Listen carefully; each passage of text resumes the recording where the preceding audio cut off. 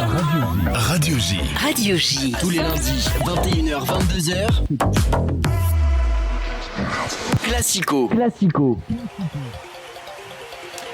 Et on démarre ce classico de rentrée avec les performances des Parisiens hier soir au Parc des Princes. L'équipe de Christophe Galtier a concédé le nul face à de très entreprenants monégasques, un but partout.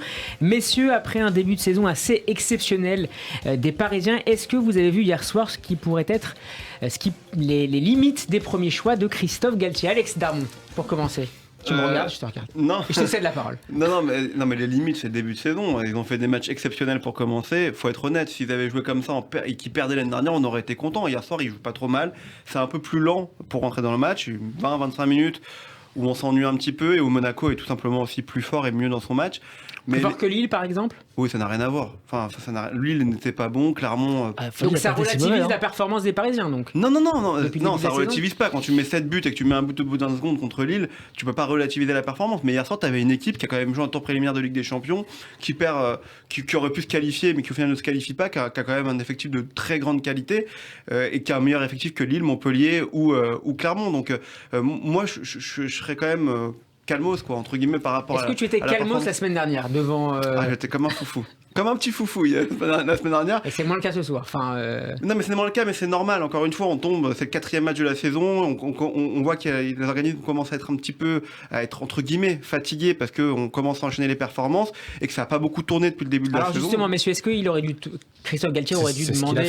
C'est ce qu'il avait dit en conférence de presse, qu'il allait faire tourner. Il a mis Renato Sanchez sur le terrain. C'est le seul. C'était le seul changement, c'est vrai.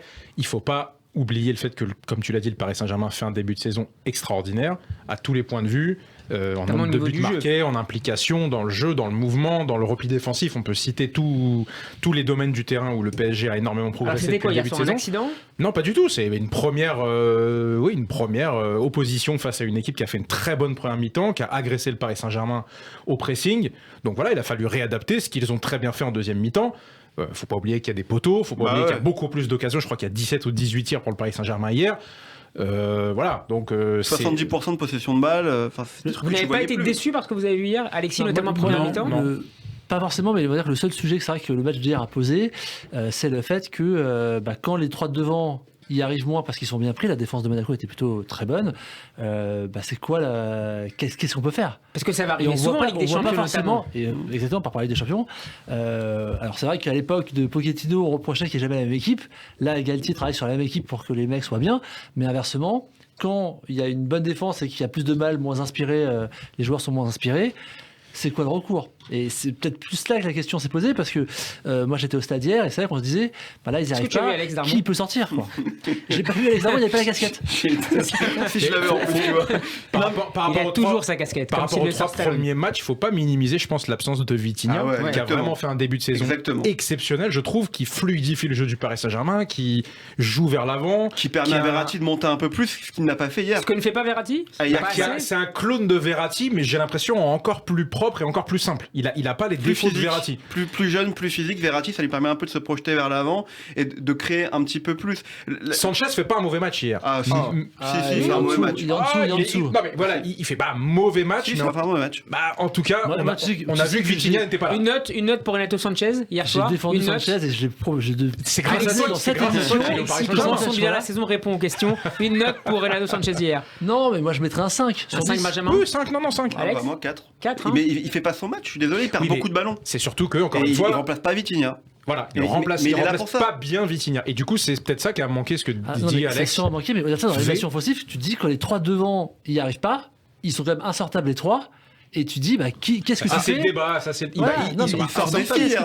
Il sort Messi hier, il sort Mbappé et Neymar au match précédent. Il sort Messi à la 85e. C'est-à-dire que sur un match dans lequel tu as les trois joueurs peuvent faire la différence à tout moment, parce que les trois peuvent la faire. Alors qu'il y a Ekitike sur le banc qui attend, qui n'a toujours pas joué. Et il y a un nouvel attaquant qui va arriver. Alors on ne sait pas où on va le mettre du coup, parce que Galtier, Galtier a dit qu'il voulait encore un nouvel attaquant. Il veut un joueur de tête. C'est vrai que ça manquait. Oui, mais tu vas le mettre où? Parce que déjà Ekitike rentre pas. Ouais, je suis d'accord. Sincèrement, Ekitike c'est pas un avant-centre pur. Oui, mais hier, ça peut être une solution de plus pour essayer de créer, je sais pas, un plus de profondeur, un décalage. Ça, c'est une vraie question, c'est de savoir, est-ce que c'est la bonne stratégie de vouloir se débarrasser de tous les joueurs comme ils sont en train de le faire. Moi, un mec comme Leandro Paredes, je trouve que c'est une bêtise de vouloir s'en séparer forcément. Parce qu'hier, il va rejoindre la Juve. Ouais, mais hier soir, il est pas rentré. Mais tu récupères Fabien Ruiz, que moi je trouve encore meilleur. Ouais, mais Paredes, hier soir, dans un match comme hier, il aurait fait du bien. Parce qu'il aurait été agressif, il aurait récupéré des ballons. Ce que Danilo a fait quand il est rentré. Ouais, mais t'as fait une très belle rentrée. Techniquement, Paredes et Danilo, c'est quand même pas le même niveau, quoi. Mais est-ce que ça manquait un peu de muscle aussi au milieu face au Disasi en défense ou à Camara qui a été absolument épatant? Monaco a mis un vrai impact physique dès le début, on l'a vu sur le pressing des défenseurs centraux notamment et même au milieu, ils ont mis un vrai impact physique et c'est vrai que le Paris Saint-Germain avait un déficit à ce niveau-là. Mais encore une fois, je trouvais que la technique de Verratti et de Vitinha au début de saison avait complètement mis de côté ce sujet parce que vraiment ils arrivaient à dominer le jeu. De manière à ce qu'il n'y avait jamais finalement de confrontation physique avec les adversaires. Est-ce que ça relance pas un peu la question du recrutement de Seko Fofana dont on parle beaucoup, qui a été encore éblouissant ce week-end, qualité technique et physique? Ça fait qu'un match, mais ça relance déjà le débat honnêtement du recrutement de Renato Sanchez, parce que hier, honnêtement, il est... Non mais physiquement il est pas prêt. Même il est pas prêt, tu le mets pas dans ces cas-là, tu mets Paredes pour... Ouais, mais le problème c'est que... Paredes doit partir, c'est compliqué. Non mais peu importe, Galtier, c'est quand même un choix, Renato Sanchez, brandé Galtier, Campos.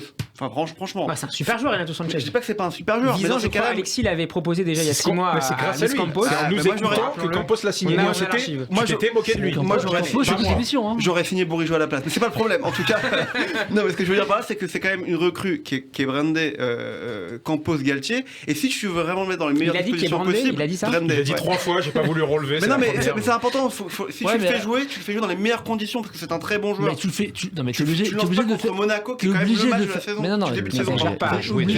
T'as la Juve dans une semaine, t'es obligé de faire jouer pour le du rythme. Et d'ailleurs, au passage, il a failli marquer un but. S'il marque le but, la frappe, elle va quand même pas loin du poteau.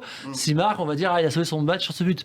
Mais pour être obligé de faire. C'est partie des matchs de début de saison où tu dois, la physique rentre en ligne de compte. Messieurs, je vous propose d'écouter Christophe Galtier au micro du Paris Saint-Germain, justement, c'est après le match. Monaco nous a posé beaucoup de problèmes par rapport à ce qu'on voulait faire avec le ballon, par rapport à notre jeu qui était, à mon sens, un peu trop positionnel. On a manqué. Monaco est venu nous chercher, venu nous contrarier sur les premières ressorties de balles. C'est une équipe qui défend bien en avançant et qui a de gros points forts quand on les joue de manière sans mouvement. Et on a manqué énormément de mouvement en première période. Mais en deuxième période, ça a été mieux. On a varié notre jeu, on a réorganisé notre animation offensive. Il y a eu beaucoup plus d'apports de la part de nos pistons. Plus d'animation, plus de mouvement, plus de profondeur. En première mi-temps, on ne recevait que le ballon que de haut jeu. Dès qu'on a mis un peu plus de profondeur, ça a étiré le bloc monégasque et ça nous a permis aussi de gagner le ballon plus haut. Et ça nous a permis finalement de mettre souvent Monaco en bloc très bas, même s'il fallait être très vigilant sur leur transition. C'est une équipe forte, avec de bons joueurs.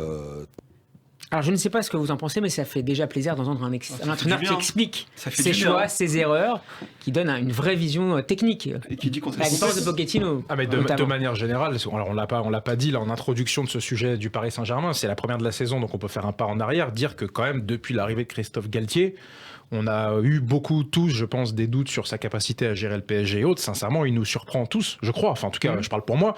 Il me surprend dans la manière qu'il a de gérer le vestiaire, les joueurs, de faire jouer. On parlera des pénaltys tout à l'heure. Voilà, on parlera tout à l'heure. Mais j'ai l'impression que les choses sont assez simples. Les choix qu'il fait sont des choix qui paraissent assez évidents. Et j'ai l'impression que les choses se passent extrêmement bien et ça faut le souligner quand même. Pour aller dans ton sens, c'est vrai que même hier au parc, on a même malgré tout ce qu'on peut dire, on a quand même l'impression par rapport à l'année dernière que là les joueurs ont envie de faire des choses avec le ballon. Là où l'année dernière on savait pas trop, ça ronronnait, on savait pas trop qualité, ce qu'ils souhaitaient en faire. Là on a l'impression que même c'était moins bien réalisé hier, il y avait des envies de décalage, de jouer à une touche, voilà, donc c'était clairement il arrive à mettre en place une idée de jeu. Ouais, ça fait plaisir de voir un coach du PSG surtout, parce qu'on parle de Pochettino, mais Tuchel à la fin c'était un peu pareil, qui dit on n'a pas réussi, on va essayer de travailler, ça manque de mouvement, enfin il y a quelque chose, on sent qu'il y a un projet de jeu et on sent qu'il se passe quelque chose autour de cette équipe. Ça fait longtemps qu'on n'a pas vu ça au Paris Saint-Germain. On est avec un auditeur, bonsoir Steve. Bonsoir. Et merci d'être avec nous, tu es supporter du Paris Saint-Germain. Ton analyse de la performance des Parisiens hier soir et plus globalement de ce début de saison du PSG sous Galtier. Moi, j'adore Galtier parce que enfin, on a un coach qui parle et qu'on comprend bien. Mais hier, j'étais au Parc des Princes, et moi, messieurs, je suis un peu pas en désaccord avec vous. J'ai retrouvé le PSG de l'année dernière. C'est-à-dire j'ai retrouvé le PSG, regardez bien, Messi, il n'arrêtait pas de marcher. On a retrouvé le Messi de l'année dernière. Et toute la première mi-temps, ils ont joué à la baballe entre Donnarumma, Ramos, Kimpembe et Marquinhos et Verratti. Ils ont joué dans les 15-20 mètres. Regardez, si vous repassez la première mi-temps, il n'y a eu aucune attaque du PSG. C'est pareil, touche le Il y a poteau. les 2 poteaux en fin de première mi-temps. Oui, Moi, j'ai une récupération de Messi. Il n'y en a pas eu beaucoup, ceci étant dit. J'ai une récupération de Messi au milieu du terrain sur Camara, d'ailleurs, je crois. Ouais. Donc, en même temps, ça rejoint ce que vous disiez tout à l'heure. Il y a une difficulté à relancer proprement le ballon face à la pression des Monégasques. Ce que vous disiez tout à l'heure. Hier, vous avez vu, il y a le milieu, la Camara, qui a étouffé le milieu parisien. Il a été extrêmement bon. Et on a eu Dissassi qui a été. Mais Camara, bon. C'est un joueur Ligue des Champions. Hein. Salzbourg, l'année c'est en Ligue des Champions. Il a été super bon. Et moi, je pense qu'il y a un problème au Paris Saint-Germain parce que moi, j'étais côté où il y a eu le penalty. Et quand Neymar a marqué, Mbappé, il n'a pas été félicité. Non, c'est pas vrai. C'est pas vrai. Après, il a félicité. Tout le monde a surveillé ça. On va écouter un extrait. Il a félicité. Juste pour répondre sur le jeu, objectivement, moi je vous trouve très dur parce que ils auraient fait. Enfin, il se passe quelque chose dans cette équipe. Hier, il y avait un nouveau joueur au milieu de terrain qui était Renato Sanchez qui a joué 15 minutes depuis le début de la saison et je lui ai mis 4. Donc je dis pas qu'il a fait un bon match, mais ça veut dire que ça perturbe quand même un système de jeu établi, premièrement. Et deuxièmement, moi je trouve. Pourquoi ça perturbe? Tu remplaces simplement un joueur par un autre. Ouais, mais c'est un nouveau joueur qui a pas l'habitude de jouer. Enfin, je l'ai pas vu jouer comme ça à Lille. C'est la première fois. J'ai trouvé Paris meilleur quand Danilo est rentré. Oui, ça je suis d'accord. On est tous d'accord. Complètement d'accord. Danilo a musclé l'entrejeu et ça a été beaucoup mieux. Il jaillissait beaucoup plus vite que Renato Sanchez, c'est certain. Mais est-ce que ce trio d'attaque est tenable selon toi en Ligue des Champions face à de gros prétendants? Non, je pense pas.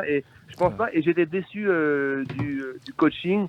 J'aurais pensé que Galtier allait faire rentrer à la 80e le nouvel attaquant de Reims, là, Ekitike. Ouais. Et il a rien fait, quoi. Il a sorti Messi pour rentrer, je crois. Sarabia. Ouais. J'aurais bien voulu voir le nouvel attaquant de Reims. Benjamin. Mais c'est ce qu'on disait tout à l'heure sur l'attaquant, alors Ekitike et voir celui qui va arriver, que tu demandais à Steve si ce trio de 3 est tenable. Et c'est clairement ce trio-là qui va être en Ligue des Champions. On sait très bien que les 3 là c'est sûr. Alors, c'est pas comment ils vont revenir aussi après la Coupe du Monde, hein, notamment. Voilà. Messi. Mais il y aura 2 temps dans cette saison. Il y a d'abord le temps jusqu'à la Coupe du Monde où là, je pense qu'ils vont être tous physiquement prêts, avoir l'envie. Après la Coupe du Monde, ça va être encore autre chose. Mais jusqu'à la Coupe du Monde, les 3 de devant, ils sont inamovibles. On le sait très bien. Et après, pour revenir sur le côté Ligue des Champions dont on parlait avec Monaco principalement, Monaco, ils ont quand même adapté leur système de jeu au PSG, donc en jouant à 5 derrière, ce que ne feront pas les grandes équipes européennes. Donc ça a aussi un index, c'est-à-dire que là, Monaco s'est calé sur le PSG, par rapport aussi à son début de saison raté, ils ont fait des choix tu intéressants. penses que aucun coach européen ne va le tenter contre le PSG? On verra contre la Juve, je pense pas que la Juve va jouer à 5 derrière, c'est pareil, ils vont jouer avec leur système. Alors la Juve joue défensif par définition, on est d'accord. Parce qu'ils doivent gagner. Là, hier, Monaco, puisqu'on dit ce que dit Steve, on a l'impression de retrouver le PSG de l'année dernière. Je ne partage pas cet avis, mais c'est votre impression. Honnêtement, on a aussi l'impression de voir le même Monaco que l'année dernière. C'est-à-dire qu'ils viennent et qu'ils posent le quart derrière, ils jouent à ça. Ils ont le droit, c'est une stratégie. Pas en première mi-temps, il faut une très bonne première mi-temps. Ils ont fait une très bonne première mi-temps. Non, mais c'est la pas d'occasion. Ils n'ont pas d'occasion. Donc on peut dire le but, c'est pas d'occasion. Voilà, on peut dire ce qu'on veut, mais ils n'ont pas d'occasion. Il y a 70% de possession de balle pour Paris Saint-Germain. On sait que ça veut rien dire, ça, la possession. Ça veut peut-être rien dire. Ils n'ont pas le ballon, ils attaquent pas. Complètement inoffensif. Ils marquent sur un but qui est très bien joué, mais qui est une contre-attaque. Et il y a franchement aucune attaque placée parce qu'on parle de Paris. De Messi d'ailleurs. Pour ceux qui veulent le critiquer. Et on pourrait parler de l'attaque de Monaco. Enfin, Ben Yedder, il est hier soir fantomatique. Kevin Volland, il sort. Est-ce que c'est pas grand-chose? C'est le meilleur joueur du début de match. Il fait pas grand-chose à part sa contre-attaque. Non, mais tu peux pas dire ça. Quand il fait le pressing comme ça, qu'il empêche la relance des Parisiens, tu peux pas dire ça. Il pèse physiquement. Kimpembe était en difficulté tout le début de match. Là, notre défense à 3 centrale, elle était vraiment mise en difficulté par le trio de devant. Chacun avait son rôle. Et Volland, s'il sort pas, c'est peut-être pas la même match. Un dernier mot, Steve, on t'écoute sur Volland. Ils ont fait un super pressing Monaco. Ils ont étouffé les Parisiens, quoi. Ils ont étouffé. Et moi, je pense sincèrement que on saura plus tard, mais je pense qu'il y a un malaise Mbappé parce que à 5 minutes avant la fin du match, il a 1 contre 1 contre le gardien. D'habitude, il aimait cela. il aimait. Ouais, mais le gardien peut faire un Et bel je arrêt, pense- hein, ça arrive. Il est moins bien, il est moins Ouais, bien, c'est il un est moins super bien, arrêt, il est moins c'est un bien. super Il est arrêt. moins bien en ce début de saison, ça Mais arrive. il met un triple la semaine dernière, on peut pas dire ça. je suis d'accord La semaine avec triplé. Depuis le début du championnat, On mais- sent, Il a fait il- deux il- matchs, il a fait un match. 3 matchs. Il a fait Trois un matchs. match. On a Trois vu matchs, quelques gestes, quelques attitudes quatre buts, les amis. qui montraient qu'il Non, n'était pas au meilleur de sa forme psychologiquement. Ça se contre sent. Monaco. Est-ce que Trois matchs, l'histoire quatre de- buts. Messieurs, un instant, messieurs. Sur Mbappé, Steve, un dernier mot sur est-ce Mbappé. que l'histoire de Pogba lui a mis un coup aussi, hein. Ça peut-être. Ça l'a raconté, hein, ça Mais pas vrai tu qu'il vas- tire pas 9 Parce tirs. qu'il était pas bien contre. Non, mais attends, Mais tu penses sérieusement que Mbappé, il a regardé la vidéo TikTok Il a regardé, c'est sûr. Ah Ça l'a ouais, influencé, sûr. Guignol et ça influence ses performances sur le terrain. Bah bien sûr que oui. Et il va faire une Ah Coupe du oui, Monde là- avec Paul Pogba. Là, les Normalement, gars, c'est Paul les Pogba. gars, si vous pensez ça, mais Mais- c'est Ouais, vraiment. on va remercier Steve, on parlera de Pogba tout à l'heure. Merci beaucoup d'avoir été avec nous. De rien. Et à Bonne bientôt, soirée, Steve. Steve. C'est-à-dire que sans Pogba, il met la frappe sur Non, poteau, il la met dans le but. On va quoi. Ça parler de joue à ça. Pogba Ah non. tout à l'heure. Juste encore un mot sur Galtier qui a expliqué devant la presse que son équipe avait été surprise par ce qu'a proposé Monaco. C'est un Ouais. peu surprenant de sa part, non? Non, parce que. Ils ont C'est adapté honnête. leur système, ils Oui, ont mais pas joué. d'accord, enfin, Ouais, et puis. C'est honnête. Oui, c'est honnête certes, C'est mais bien. Christophe Galtier, j'imagine, se prépare à différents scénarios avant d'affronter un club comme Monaco. Mais Non, Monaco, ils doivent gagner. à c'est la base. manière dont jouait Il avait- Monaco sous, moi, je mets pas depuis le début de sous saison. Kovac. Pas Non, depuis mais le par début de exemple. saison. Voilà. oui, On a quand même tendance à oublier que le PSG est en convalescence. Hein. Enfin, l'année dernière, ils étaient pas très bons, très honnêtement. Et dès qu'ils se faisaient agresser physiquement sur le terrain, ce qui était le cas hier, ça se passait très mal. Progressivement, moi je pense qu'ils vont sortir tout doucement de leur. Non, mais tu rigoles, mais c'est vrai. Non, Non, mais vas-y, on disait j'attends ça que tu il y a finisses. 10 jours. D'ailleurs, on Non, perdait, mais c'est vrai, Non, mais c'était pas la même Quand équipe. t'étais en vacances, tu disais ça franchement. Devant ta Ouais, télé, attends, devant le attends, 7-1, mais devant le 5-2. Non mais ce que je veux dire c'est que progressivement ils vont revenir tout doucement. Encore une fois, Vitinha, moi je trouve qu'il est déjà indispensable à l'équipe après 4 matchs. Hier soir il est pas là, ce qui pousse Verratti à reculer. Tu le vois pendant le match, il est obligé de faire ce qu'il faisait l'année dernière. Alors que là depuis le début de la saison, on le voyait plus se projeter, faire des décalages. Bah déjà t'as un joueur en moins Ah, qui se mais projette vers l'avant. Ne Voilà. soyons pas, pour les nombreux auditeurs qui nous écoutent, ne soyons pas trop alarmistes non plus. Hein. Ah non. Le début de saison du Paris Saint-Germain, il est Exceptionnel. très bon. J'allais dire très bon. Il est très bon. Hier, c'est la Il est comment première. Il est très bon. C'est la première fois hier qu'ils sont un peu bousculés. Ils perdent pas le match. Attention. Hein. Non, Il y a mais- une très bonne réaction tactique de l'équipe et du coach. Au final, tu finis un partout. Il y a 3 poteaux. Tout va bien encore. Hein. Faut Franchement, pas chercher des non, mais problèmes le sujet et du dire que match, tout va mal. Hein. Il gagne le match, c'est pas un Bah, scandale. faut pas dire que tout va mal. Tout va bien Non, mais pour l'instant. Le sujet Allez-y. principal que ça a posé, et moi je suis d'accord avec toi, simplement c'est que là tu as affaire à une équipe Ligue des Champions et tu te vois qu'au niveau Ligue des Champions, Et encore en Ligue des Champions, c'est bah, pas ils non sont plus, pas passés en Ligue des Real Champions, Madrid, hein, mais- ouais, c'est les routes avec, d'Europe. avec le Camara, il passe 10 fois, c'est même très rageant probablement. pour la France parce que moi j'ai vu Non, le mais match. c'est pas un grand Europe. Moi non j'ai plus, vu les Monaco. matchs contre c'est Eindhoven. Ligue Non, mais Europa, c'est- hein. moi j'ai vu le match contre Eindhoven. Monaco ils doivent passer. Hein. Mais l'année dernière, on dit C'est- pareil. Non, Sauf mais que on là, dit mais pas, ça, c'est la c'est pas France. un grand Ça, c'est la Europe qui a France. affronté le PSG hier et qui lui a empêché de Pas gagner. du tout, mais pas du tout. Donc la Non, mais c'est une performance, équipe, t'as c'est une relativisé. équipe européenne. Régulièrement, Oui. voilà. Donc c'est des matchs de plus haut niveau et donc c'est des matchs intéressants. Et moi je trouve que c'est ce qu'a dit Verratti hier, je crois sur Oui. Prime Vidéo, mais c'est des matchs qui servent au PSG, Bien sûr. qui vont lui servir pour la saison. Hein. Ça- Alors, complètement d'accord. le PSG qui a fini par revenir donc au score après l'ouverture de la marque grâce au penalty marqué par Neymar. On attendait plutôt Mbappé dans l'exercice, déclaré par Christophe Galtier, lui-même tireur numéro 1 il y a quelques jours. On écoute justement l'entraîneur parisien, cette fois au micro de Prime Vidéo. Non, la hiérarchie était Kylian 1, Né 2, mais j'ai vu qu'ils ont échangé et que Né a pris la décision de le tirer. Mais après avoir discuté avec Kylian, j'ai vu que Kylian est allé féliciter avec grand plaisir Né. C'est comme ça que ça doit se passer. Et voilà, c'est aussi des grands joueurs. C'est aussi à eux de sentir ce qu'il en est. Le plus important, c'est que Né l'ait tiré, qu'il l'ait marqué, et que Kylian est venu féliciter Né. Alors perso, j'avais souvenir d'une règle, en général en pro, on explique, certains entraîneurs expliquent que lorsqu'un joueur, un attaquant en particulier, subit une faute, il est préférable sur le plan émotionnel qu'il ne tire pas le penalty. Et Galtier a expliqué absolument l'inverse. Alors ça Madame fait partie des sujets qui m'exaspèrent. C'est quoi le débat? Quel est le débat autour de ces pénaltys? Ça me rend hystérique à chaque fois que je l'entends. Galtier dit que c'est Mbappé le tireur, D'accord. et c'est Neymar qui tire juste après. Ok, mais là hier, est-ce qu'il y a un problème? Est-ce que quelqu'un a une mauvaise réaction? Est-ce qu'il y a un Non, sujet? mais Est-ce ça que a le été un pénalty est problème l'année raté? dernière, on Ça sait n'est que pas pour un Mbappé, sujet. c'est Attends, un sujet. On n'est pas en train de se battre sur des joueurs qui ne veulent pas faire des choses, qui ne veulent pas faire des efforts, qui ne veulent pas courir. Bah, Mbappé veut tirer un premier. On est sur des joueurs qui se battent pour marquer, pour tirer les pénaltys. Ils se battent pour une Non, action mais il y a un vestiaire à positive. gérer derrière. Mais Il y a un quel est vestiaire à le gérer. mais ça on sait bien que ça a été un sujet l'année dernière. Non, mais là, cette année, ça a été un sujet. Et là, ça a été un sujet avec au début de la saison. Mais on est en train de monter ça en épingle pour dire qu'il y a un sujet et que du coup, le vestiaire ne va pas bien et autres. Non. Personne n'a dit ça. On dit que la hiérarchie a été fixée la semaine dernière pour clarifier les choses par l'entraîneur en public et que le match d'après, c'est exactement l'inverse qui se passe. C'est exactement. Franchement, je crois. C'est pas l'inverse. Je crois Galtier sur parole. Je crois Galtier sur parole. Et Galtier dit, ce qui est super, c'est que il l'a félicité. Il a raison. Que Mbappé a fait les féliciter. Mais non, mais il a raison, c'est qu'il n'y a pas de sujet. Mais inversement, si c'était Mbappé qui avait tiré, je trouve que ça aurait mis une pression. Alors, c'est à double tranchant. C'est-à-dire que ça te met une pression forte dans laquelle c'est moi qui tire quoi qu'il arrive. Donc ça permettait d'imposer aux frais de vestiaire, mais donc dans les égos, on ne sait pas comment ça se passe. J'ai vu que quand ils ont parlé les deux, il y avait Verratti qui était entre les deux. Je ne sais pas si vous avez vu l'image. On ne sait pas ce qu'il lui a dit. On ne sait pas ce qu'il s'est dit, mais Verratti était un peu une sorte de juge-arbitre entre les deux, que Neymar a directement dit je veux tirer.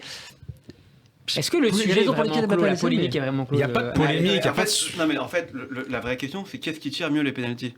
Visiblement, c'est Neymar. C'est incontestable. Mais donc, voilà. Après, non, mais d'accord, c'est pas le choix de Christophe Galtier. Non, mais Galtier, il fait du club, de Galtier, d'Mbappé et même de mon père. Non, mais lui, il peut faire ce qu'il veut. Après, Neymar, il rate pas un seul penalty. Hier, on voit qu'il dit vas-y, va tirer, il le marque. Bon voilà, et puis il le félicite.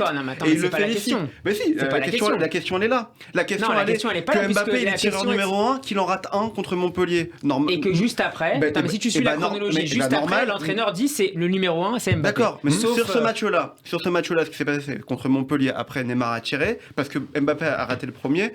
Ils se sont expliqués visiblement, et là, pour moi, c'est une preuve d'intelligence. Ce sont deux adultes, il lui a dit va le tirer, et il le marque. Pour aller encore au-dessus de ce que dit pour aller encore plus loin que ce que dit Alex, c'est pas deux adultes, c'est deux stars. C'est deux stars du football. Mais laissons-les gérer leur truc sur le terrain. Et ce que dit Galtier hier, ça me va très bien. Ils se sont parlé entre eux. Point final. Moi, je veux même pas savoir ce qui se passe. Le principal, comme l'a dit Galtier, c'est qu'il y ait but. Après, qu'il y ait des discussions entre eux, c'est pas notre sujet. On a tous joué au foot. C'est tous des moments où il peut y avoir des tensions. C'est des stars mondiales, c'est des spécialistes. Neymar est sans doute le spécialiste mondial de la discipline. Voilà, point final. Il tire, il a marqué. Il n'y a aucune polémique. Arrêtons de créer des débats, il n'y en a pas. C'est son attitude de journaliste qui fait Exactement. Je pense que la polémique n'est pas du tout